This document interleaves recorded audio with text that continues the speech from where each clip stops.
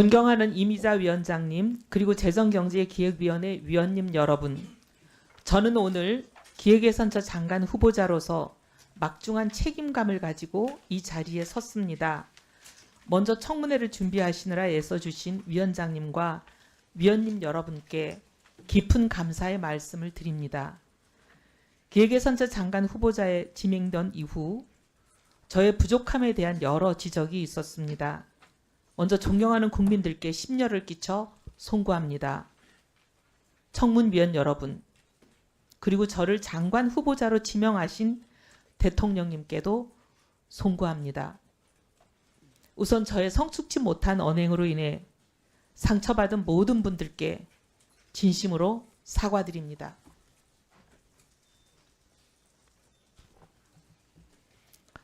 정책에 대한 집념과 결과로만 증명하겠다는 성과에 매몰된 외눈박이로 살아오면서 저와 함께했던 소중한 동료들에게 상처를 드린 점을 제대로 보지 못했습니다. 뼈저리게 반성합니다. 또한 내란에 동조했다는 비판을 피하기 어려운 잘못된 판단의 자리에 서 있었음을 다시 한번 사과드립니다. 어떠한 변명도 하지 않겠습니다.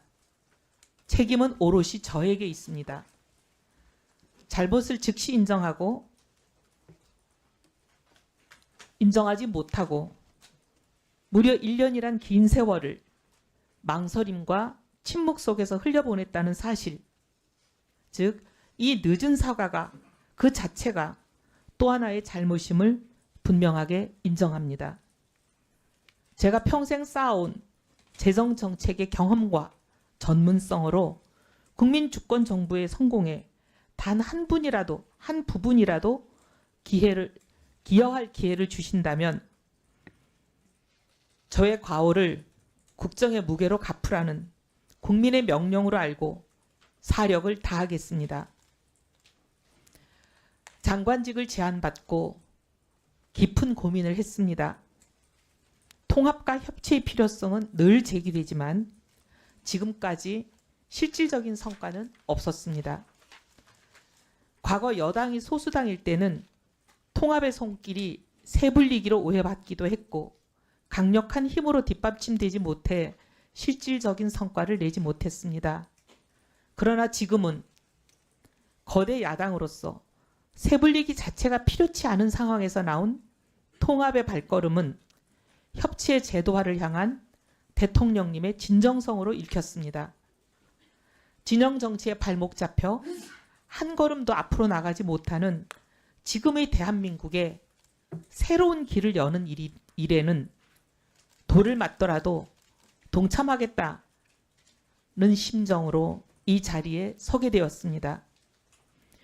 국정은 진영의 것이 아니라 오직 국민의 것이어야 한다고 믿기 때문입니다. 그동안 소신을 접은 변절이라는 공격도 받았습니다.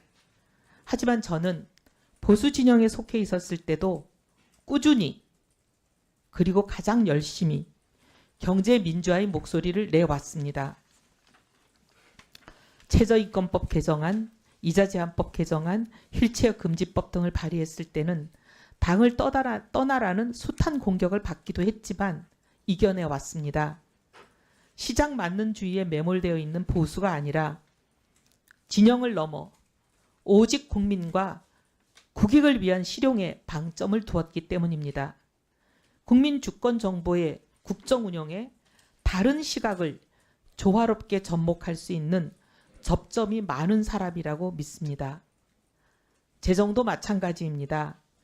4분기 연속 0%대 성장을 기록하다가 겨우 경기 회복세의 기로에 선 이 시점에 잠재 성장률을 반등시키고 양극화와 K자형 회복을 완화하기 위해서는 재정의 적극적인 역할이 필요하기에 재정의 생산성과 재정의 지속 가능성에 대한 주의와 관심 또한 그 어느 때보다 중요합니다. 그동안 지출 효율화를 일관되게 주장해온 사람으로서 중복은 걷어내고 누수는 막아내는 일에 성과를 낼 준비가 되어 있습니다. 재정이 필요한 시점에 제 역할을 충실히 하면서도 데이터와 성과 분석에 기반한 재정 운영을 통해서 예산의 효율성을 극대화하는 똑똑한 재정을 하자는 것이 저의 일관된 지론입니다. 국책연구소에서 재정과 복지를 담당했던 6년간의 경험과 국회에서 재정기획위원회와 예결위를 담당한 12년간의 경험을 오롯이 쏟아붓겠습니다. 지금 국가재정과 예산 운영은 과거와는 전혀 다른 차원의 전략과 역할을 요구받고 있습니다. 트럼프 시대 이후 완전히 변화된 국제정세와 새로운 경제질서 속에서 대한민국을 지켜내기 위해서입니다. 대한민국 경제는 단기적으로는 고환율과 높은 체감 물가라는 이중고를 안고 있고 중장기적으로는 회색 코뿔소라고 불리는 5대 위기 요인에 직면해 있습니다. 인구위기, 기후위기, AI 산업기술의 대격변, 양극화, 지역소멸, 어느 하나 소홀히 할 수 없는 성장 잠재력의 저해 요인들입니다. 중장기적 관점에서 멀리 보고 국가의 미래를 계획하고 예산을 그 계획에 연계시킴으로써 국가 미래 계획의 실현 가능성을 높이겠다는 것이 기획예산처의 출범 이유입니다. 즉 예산을 국가 비전을 실현하는 수단으로 정책 우선순위를 조정하는 도구로 성과 중심의 관리 수단으로 전환하는 임무를 저의 마지막 소명으로 알고 다음 4가지 과업에 저의 모든 역량을 쏟아붓겠습니다. 첫째, 미래 사다를 위한 중장기 발전 전략을 수립하겠습니다. 새로운 성장 패러다임을 제시하겠습니다. 도출된 과제들이 계획대로 실행되어 국민들에게 그 성과를 체감하실 수 있도록 예산과도 긴밀하게 연계하겠습니다. 둘째, 성장과 복지의 동시 달성을 위해 지속 가능한 성장 기반을 확립함으로써 기본권이 보장되는 공동체 실현을 뒷받침하겠습니다. 성장과 복지는 상충되는 목표가 아니라 함께 갈 수밖에 없고 함께 가야 한다는 소신으로 사회 안전망을 촘촘히 재정비하겠습니다. 특히 AI 대전환의 시기를 맞아 성장의 과실이 한쪽에 치우치지 않고 모든 국민들께 골고루 분배될 수 있는 새로운 복지 패러다임에 대해서도 깊이 고민하겠습니다. 셋째, 재정을 성장의 마중물로 삼고 동시에 재정의 지속 가능성도 확보하는 선순환 구조를 구축하겠습니다. 유사 사업, 중복 사업을 정비하고 의무 지출, 경직성 지출 등등을 재구조화하는 재정 혁신을 선도하는 것이 기획예산처의 존재 이유입니다. 고강도 재정 혁신을 통해 마련한 재원을 인공지능과 첨단 전략 산업 등 국가의 생존이 걸린 핵심 분야에 집중 투입하여 경제의 대도약의 발판을 마련하겠습니다. 넷째, 국민이 주인이 되는 열린 재정을 실현하겠습니다. 참여와 소통의 재정을 열어가겠습니다. 이를 위해서 국가 예산의 편성부터 집행, 평가, 결산에 이르는 전 과정에 실질적인 국민 참여를 보장하고 재정 정보를 투명하게 공개하겠습니다. 또한 국민의 대표인 국회를 국전의 동반자로 모시겠습니다. 존경하는 위원장님 그리고 위원 여러분, 저는 오늘 제 역량과 자질에 대해 국민 여러분의 눈높이에서 엄중히 검증받겠습니다. 저에 대한 비판은 겸허히 수용하고 또 뼈저리게 반성하겠습니다.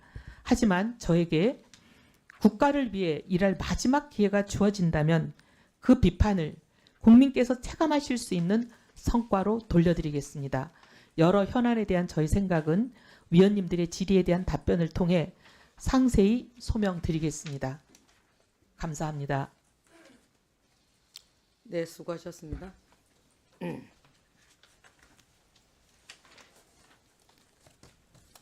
네, 후보자님, 수고하셨는데요. 제가 좀 이렇게 후보자님 말씀을 듣다 보니까 정책에 대한 진전과 결과로만 증명하겠다는 성과에 매몰된 외눈박이로 살아오면서 이렇게 말씀하셨는데, 이 외눈박이라는 말이 한쪽 눈이 멀거나 이런 사람들에게 낮잡아서 하는 말이기도 한데, 이 부분 수정할 생각 없으십니까? 네, 죄송합니다. 그 부분 생각 못했습니다. 수정하겠습니다. 이런 하나부터 후보자님의 태도가 보이는 겁니다. 다음은 후보자에 대한 질의 답변 순서가 되겠습니다.